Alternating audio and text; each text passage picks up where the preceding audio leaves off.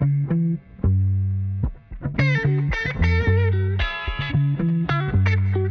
morning and welcome to Kim Talks Resilience. I'm your host, Kim Hayden, and I can't thank you enough for taking time to listen in today. You know what? Here at Kim Talks Resilience, we're all about interviewing women who are in a leadership space, be it entrepreneurs, speakers, coaches, authors, from around the world to share their insight and their inspiration. And I typically get a couple tips and tricks to help women around the world elevate their lives to their next best level. So today's show is brought to you by, so if you get a chance, do pop over to queenofresilience.shop. That's queenofresilience.shop. Lots of fun, lots of knickknacks and great t-shirts and quotes, mother hustlers, get it done. Gotta love that one. Do check that out, queenofresilience.shop. Here we go. All right. Petia Kolibova is a published author. This is very cool. She just released 21 Days to Soulful Success. She is also an alignment women's coach who guides women to intuitively connect with their inner vision so that they can experience professional and personal magnetism and become unapologetically abundant. I love that phrase. Unapologetically abundant. Her mission is to empower visionaries who are on the path to embody their fullest self-expression, to soulfully expand into a quantum leap in all dimensions of their lives. So let's get her in here. It's one of those tech mornings. Good morning, Petia. How are you doing? Hi, Kim. Amazing. And I love how resourceful you are. You're like, nothing will, throw me off. I'll figure it out. It's beautiful. We can always fix that in post. So so share with us a little bit. We talk with women all over the world, and I'd love to know a little bit more of who you are. Give us a little pre-frame on your life. Who I am, I see myself as an abundance and light activator for those around me, because that's something that I hoped or wish I would have on my journey. So I became that. So being around other people and being abundance and light activator, it's just not telling people what to do, but more so reminding them of who they are and reminding them of why they came here and what is their purpose. So I feel like just by being around me and in my energy just activates something in people, and that's something that I just started to embrace recently. It's not like I knew my whole life, right? No, I get it. So you just said, though, I find it, I want to go into one thing you just said. You're following this path because it's something that you wish you would have had. Mm-hmm. Can you give us a little pre-frame to going back to that moment? Like growing up, were you the third child from the top? Why would that have been something that you would have wanted? Absolutely, because when I was growing up, I grew up in very small country, small town, with a mom who got pregnant when she was 17.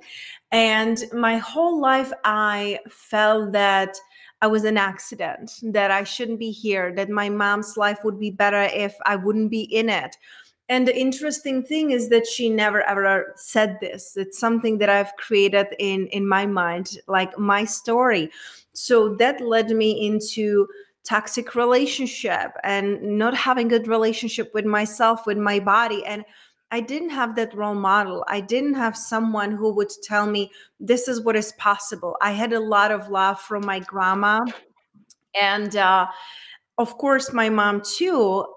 I just felt that there was a lot of scarcity, like a lot of scarcity of time and a lot of scarcity of like energy. And I didn't grow up in poverty and I grew up in scarcity. And those are two different things as I see them. So that's why I said, like, I wish I would have a woman's role model who would show me what is possible and that it doesn't have to be through hard work and hustling and that's why now I am teaching also about soulful success, that your success can come from the soul, from who you really are, versus from really hard work and hustle, which that's what was taught to me. And just say, suck it up and go and work hard and take care of everybody else but you, right? Like the models that we see in our moms, grandmas, great grandmas.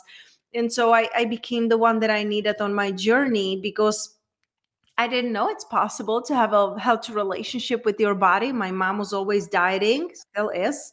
My grandma, she, never value herself. She was like walking angel on earth. And like her relationship with my grandpa was toxic, so it's just standing up for something completely different, generationally different, showing women what is possible. And it all starts with me, like breaking those generational patterns and possibilities.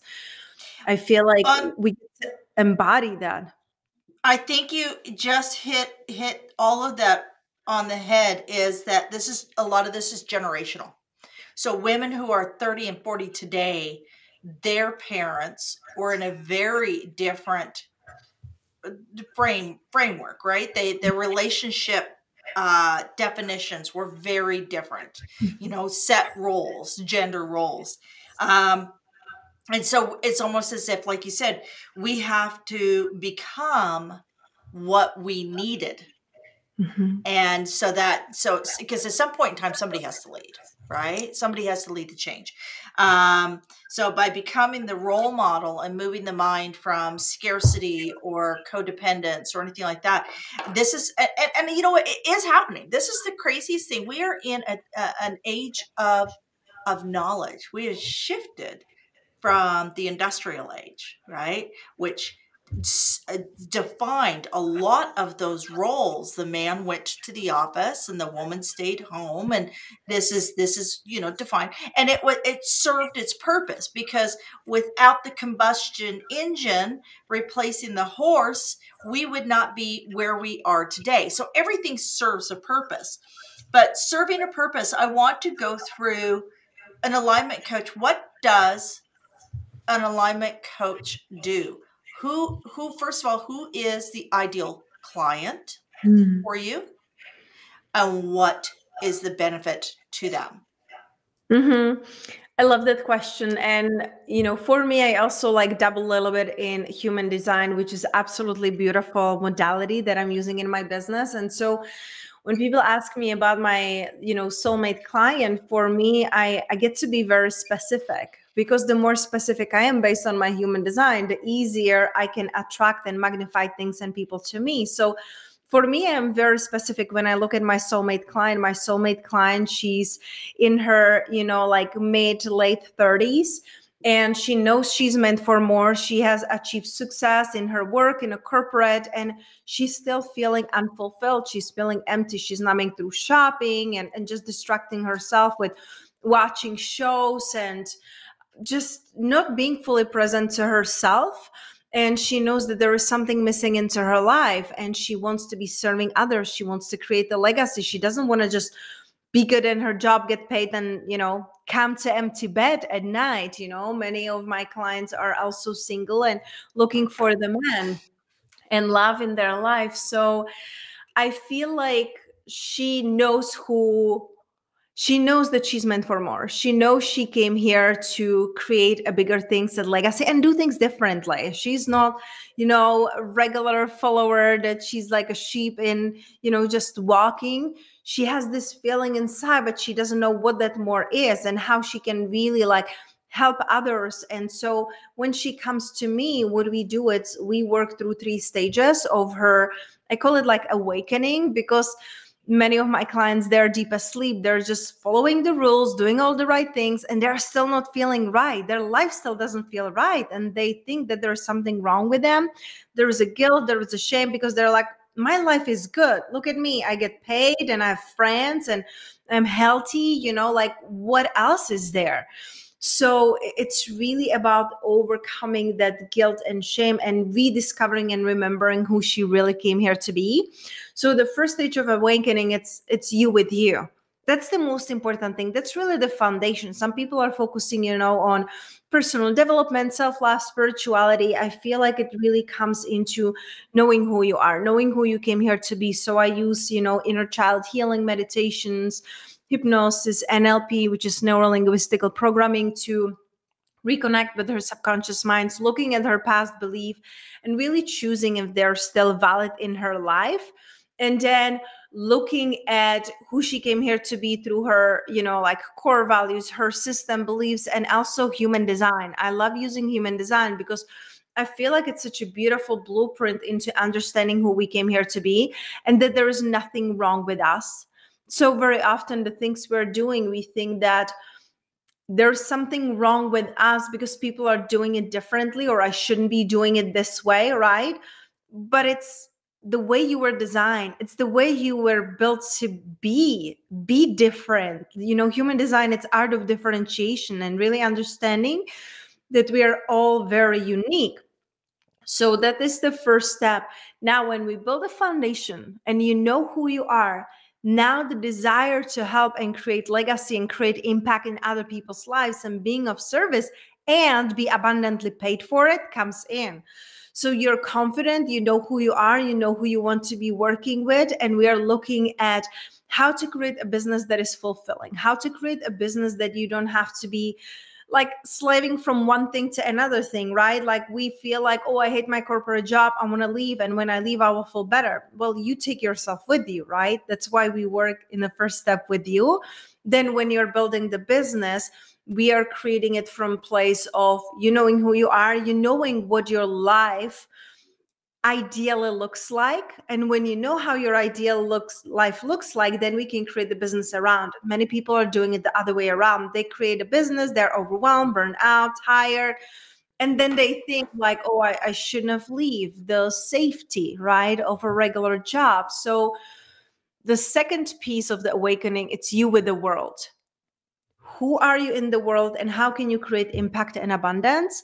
And the third, but not least stage of the awakening, it's you with the divine. Doesn't matter if you believe in God, the universe, source. There is a power who is bigger than ourselves. I attract women who are spiritual, open-minded. And so on the third part, we are working like blending all these together, because now you know who you are. Now you're serving others. Now you're not in a survivor, because when we are starting this journey, very often we are in survivor, like, oh, I have to work hard and I have to attract this amount of client and money. Well, in the third stage of awakening, you know who you are, you're confident, you're unapologetic about who you are. The second piece, you created an abundance by being paid abundantly to be yourself.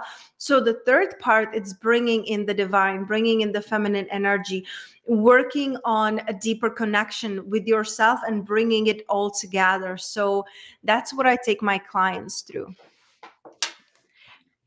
When you're taking them on this journey, what are the let's go through activation steps, something that they can do that helps move them on this journey. So what is kind of the first thing you do when you brought on a new client? Let's say it's a woman, she's 38, between the ages of 35 and 38. I want to make this very specific because we know specificity is what leads us to success. Right? When you know exactly specifically who you're speaking to, it's easier to find success. So she's between 35 and 38. She has gone through these resignation, intervals that we've seen since the pandemic. She has been locked, like we've had this pandemic that has interfered with a lot of women connecting, and so she's lost 2 or 3 years of her life on her journey, or she feels that she has. Mm-hmm. She comes to you, she knows that there's something more. What is the first thing you would have her do that she can activate daily? It's an amazing question, and before we go there and I answer this question, I wanted to take it one step back. And when I was mentioning human design, Kim, there is something that I learned through human design, and that is that there are two types of people, two types of manifestors, two types of how do we attract people and energies and opportunities into our life. So the first one, yes, it's the specific, and the more details you have and vision boards and journaling and exactly what you desire. I'm specific manifested. That's why it works for me. You're probably too, because it really deeply resonates with you. However, there is also non-specific manifestors. If you tell them to get really specific, niche down, write down all the specifics, they will get overwhelmed, burn out, and they will probably like tune out and do nothing because they're meant to be general. So I used to do that too in the beginning of my business. I told my clients, you have to be really specific, and I told them my ways, but my way, it's not the way, right?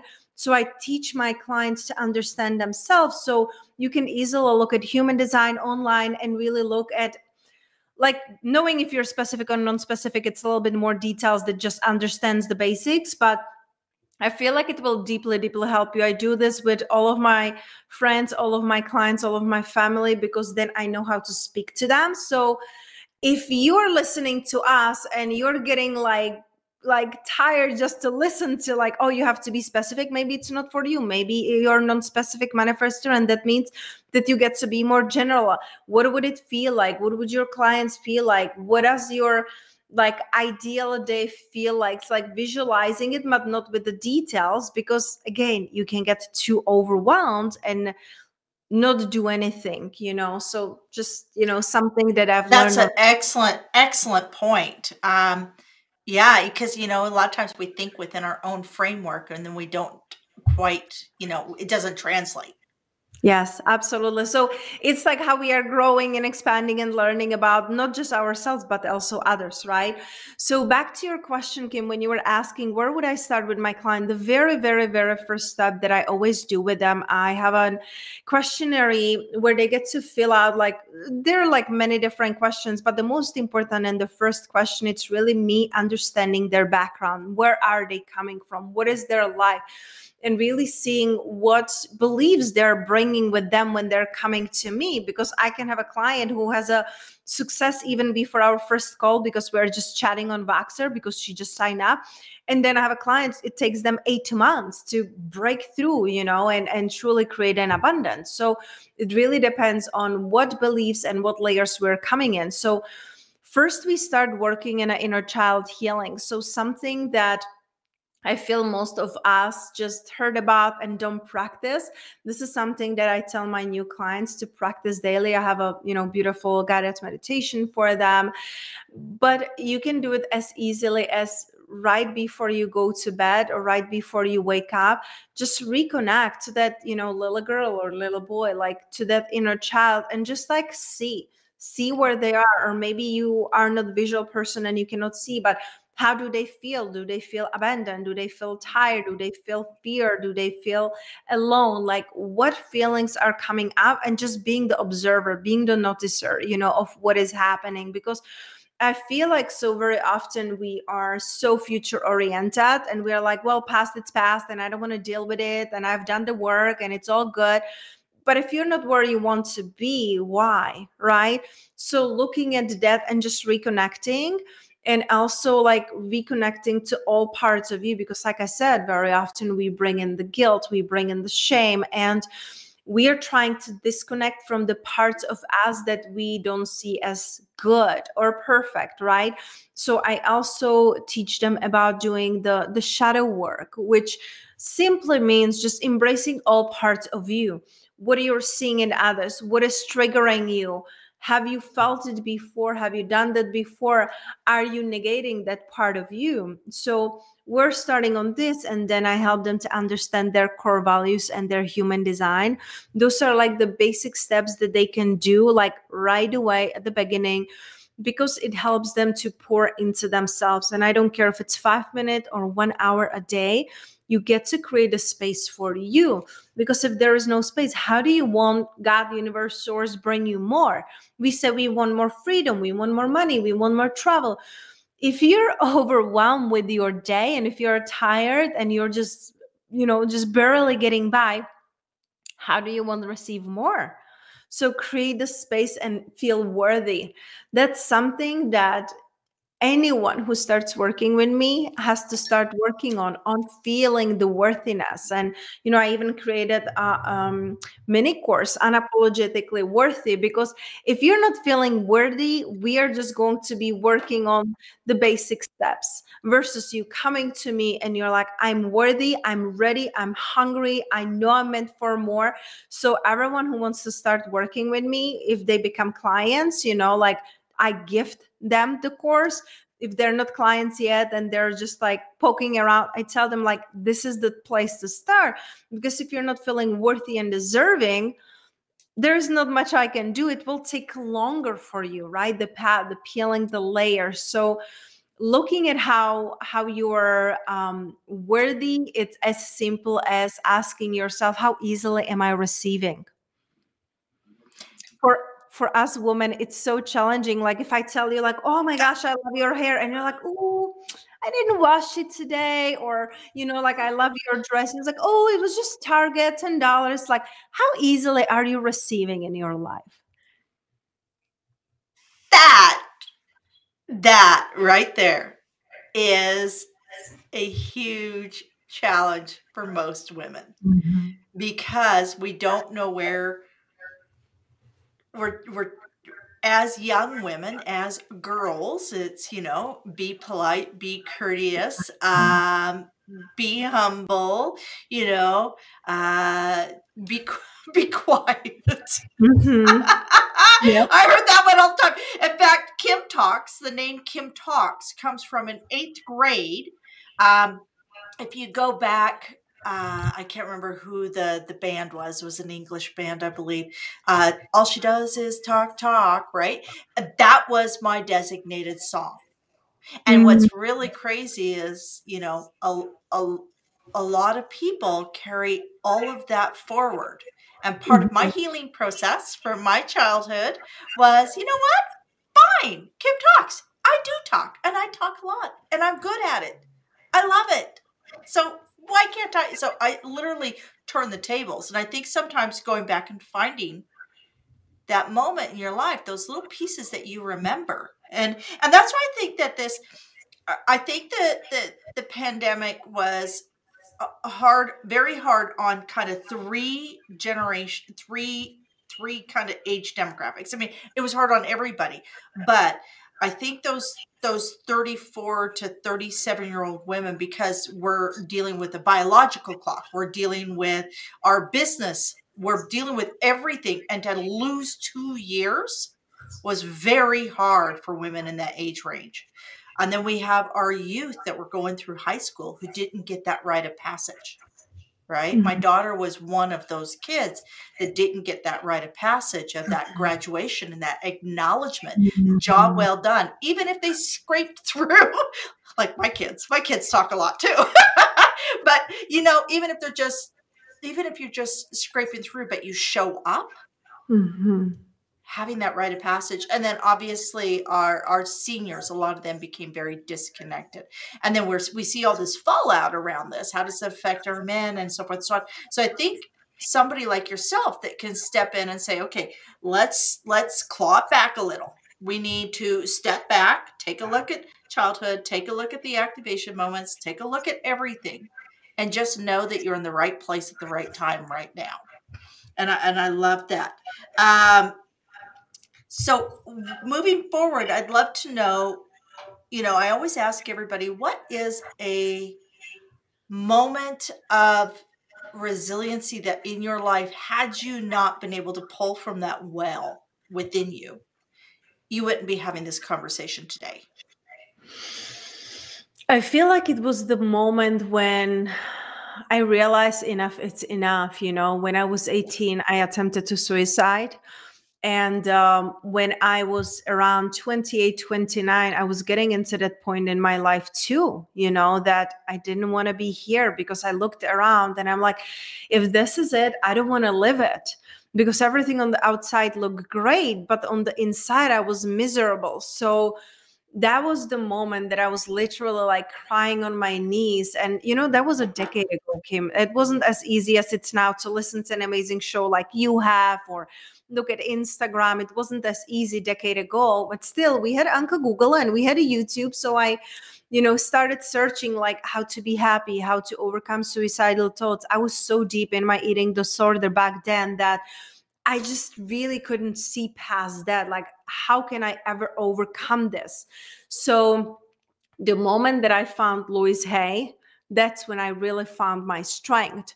When I find Louise Hay and her publishing, and Dr. Wayne Dyer, Joe Dispenza, Tony Robbins, Gabby Bernstein, that's when I got on my feet and say, I have to get through this one day at a time.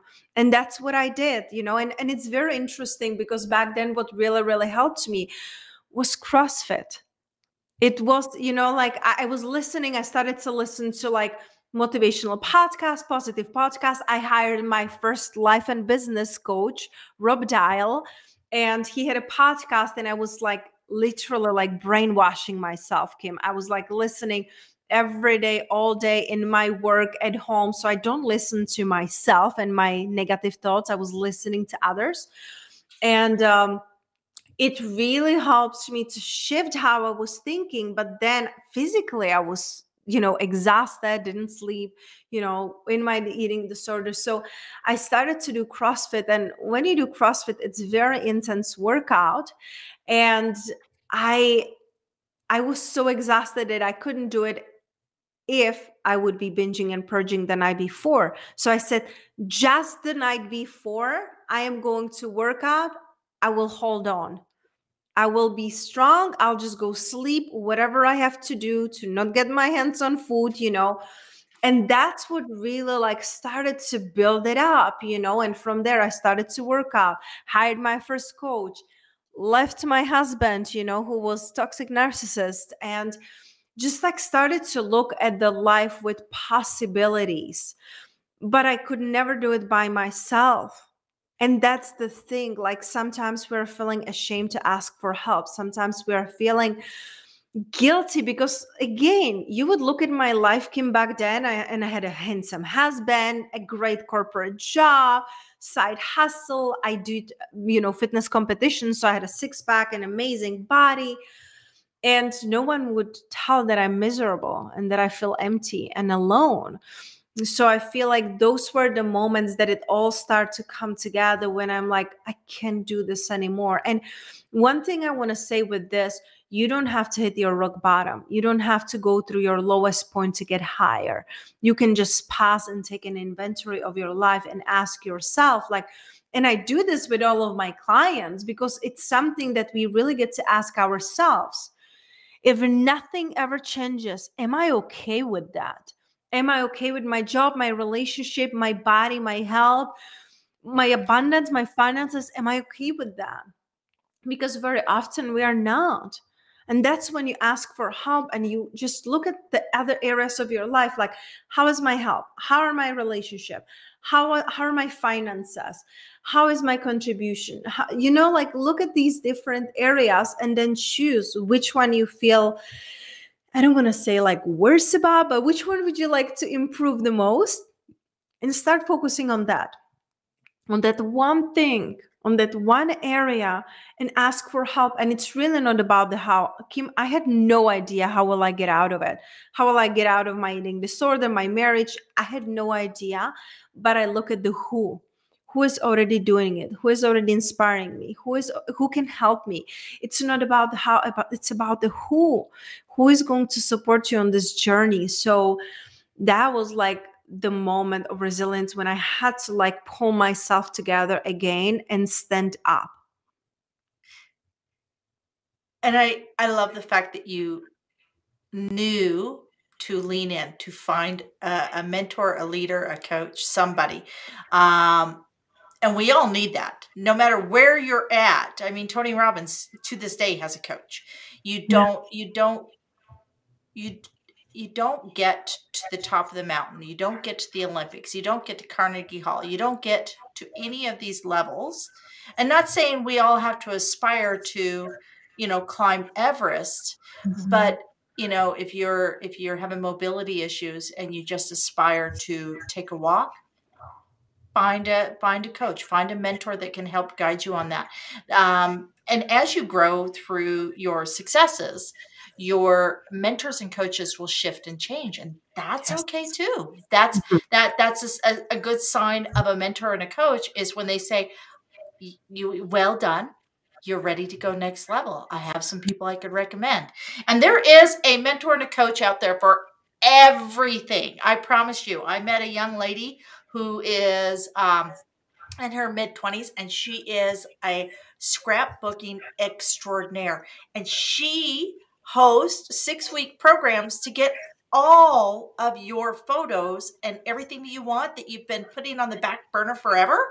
She helps you get all of that aligned so you have physical embodiment. So she helps a lot of people who are going through, unfortunately, through funerals, who are trying to put together things. And she actually helps them. And it's a guided tour through your personal memories. It's a very cool. So there is something for everybody. So let's talk about books. You recently published in September 21 Days to Soulful Success.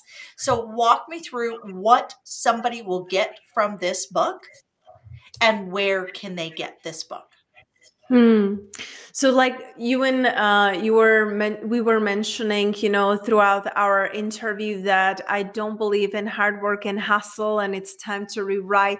I feel like this book, it's truly born to remind us that we can create success from soul, that can come from our purpose, and just really trusting and surrendering versus just working really hard. So we did last summer a beautiful online event with other 20 speakers that are embodying and teaching about how to create a soulful success, how to create a success from your soul, from your heart, versus just hard work and hustle.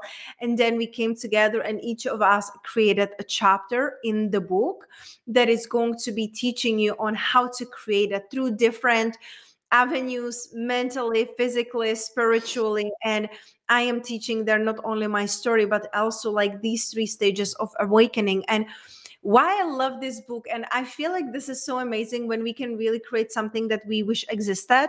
I love books, Kim. Like, it's like I have so many books, you have no idea. And sometimes like I like to highlight and write in them, and there's usually not much space where to put the notes, right? So when we created this book, we created it in mind. So it is book, it's also a journal, and you can also write notes there. There's questions that are going to inspire you to grow. So it's amazing because not only you're reading, but you can also be writing your thoughts and go back and just see. So I feel like it's something that I wish existed on my journey, and here it is for those who need it right now, and it's easily accessible on Amazon. Excellent. Great Christmas gift. Great Christmas gift, right? So where can people find you? Can you walk us through your socials? Absolutely. So my favorite place I feel like to connect, it's podcast, Unapologetically Abundant, and Instagram. Those are 2 places that I hang out the most and that I love connecting with people. Excellent. And then let's just walk through. I always ask somebody to share a quote. Just so that, sometimes we just, like you said, sometimes you need to lean in and you need leadership and such. And I like to every day share a quote. So what is a quote that inspires you? I feel like the quote that really helped me along my journey was from Dr. Wayne Dyer. When you change the way you look at things, the things you look at change. And it was super important to me, especially in my corporate, because when you change the way you look at things, the things you look at change, really inspired me to see my coworkers differently and owning a business differently and my relationship differently, because so often we are trying to change people, and instead of Mm-hmm. trying to change people, we get to change the way we look at things, and then the people will change, then the opportunities will come, then our situation will change. But like Albert Einstein also says, right? Like, you cannot solve the problem from the place that created the problem. And I completely butcher it, but it's like you get to gain a new perspective. And when you change the way you look at things, then you get it. He also said, I did not fail 10,000 times. I found 10,000 ways that did not work. And I love that. I love Yes. that.